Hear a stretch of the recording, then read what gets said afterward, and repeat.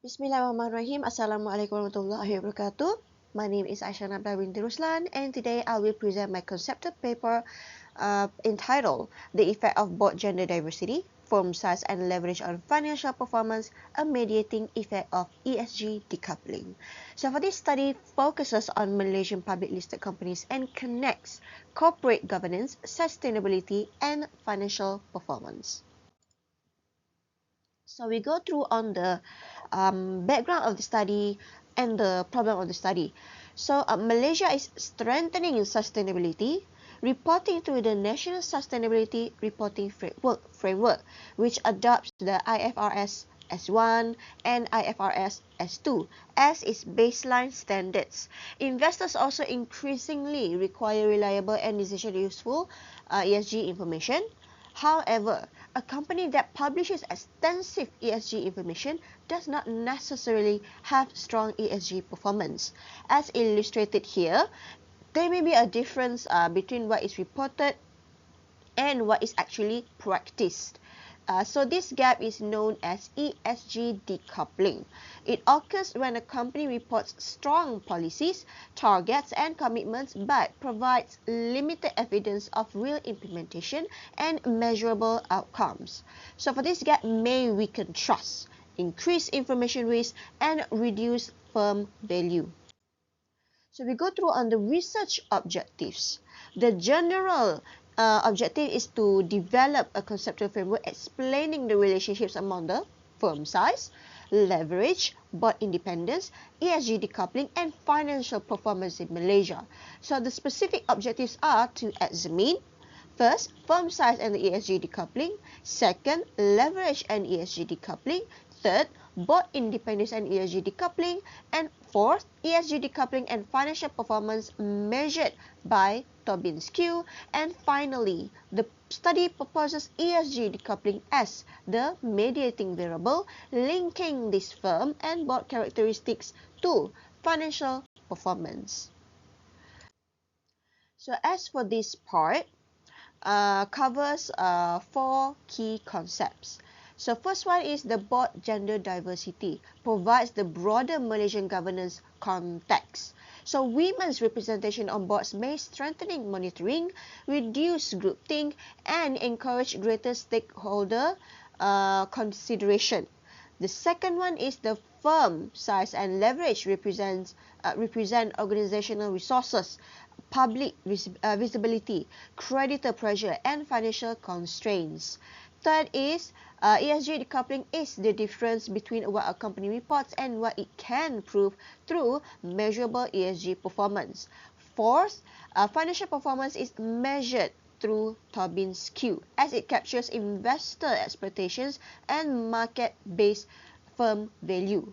However, for this study, formal framework specifically uses firm size, leverage, and board independence as the independent variable.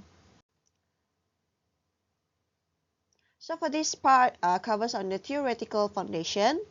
There are four theories that support the framework. So the first one is legitimacy theory, which explains why companies disclose ESG information to maintain social approval and corporate reputation. The second one is agency theory, explains how independent directors can monitor management and challenge selective ESG reporting. The third one is the stakeholder theory, highlights that investors, creditors, employees, regulators, and communities expect real ESG action. And finally, signaling theory explains that ESG information creates value only when the market considers it credible. So as for these together, these theories support the main argument shown here at the bottom of the slide, that the ESG disclosure affects firm value only when it reflects the real ESG performance. So you can see here on the conceptual framework for this study, firm size, leverage, and board independence are the independent variables. ESG decoupling is the mediating variable, while financial performance is measured using Tobin's Q. So you can see here for the next, for this study has 5 propositions. So the first proposition states that the firm size is negatively associated with ESG decoupling. Larger firms usually have stronger resources, reporting systems, and internal controls that can help align ESG disclosure with actual performance. The second one is it states that the leverage is positively associated with ESG decoupling. Highly indebted firms may disclose positive ESG commitments to maintain creditor confidence, while financial constraints may restrict actual ESG investment. The proposition 3 states that the border independence is negatively associated with ESG decoupling. Independent directors can demand clearer evidence, challenge symbolic reporting, and strengthen accountability. The proposition 4 states that the ESG decoupling is negatively associated with Tobin's Q because symbolic reporting weakens investor confidence and increases reputational and information risk. And the last one, proposition 5, states that ESG decoupling mediates the relationship between independent variables and financial performance.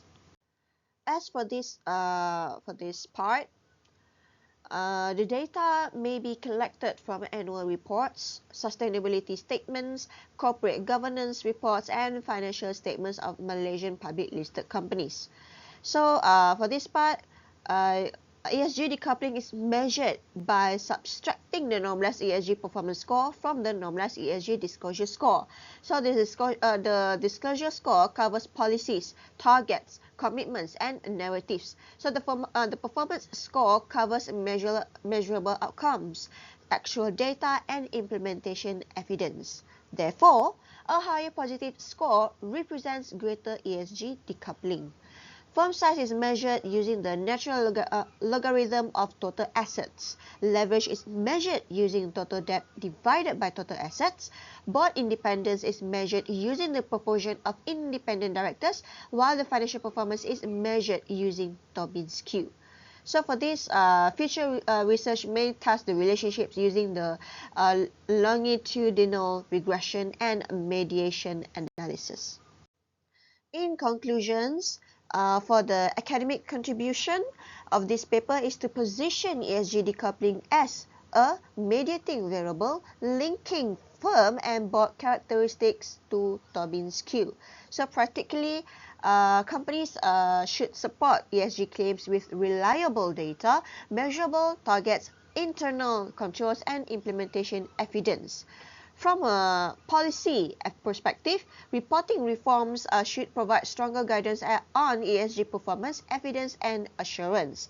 So as for the final takeaway is that ESG disclosure creates value only when investors believe that the company is genuinely walking the talk. That is all from me. Thank you for your attention.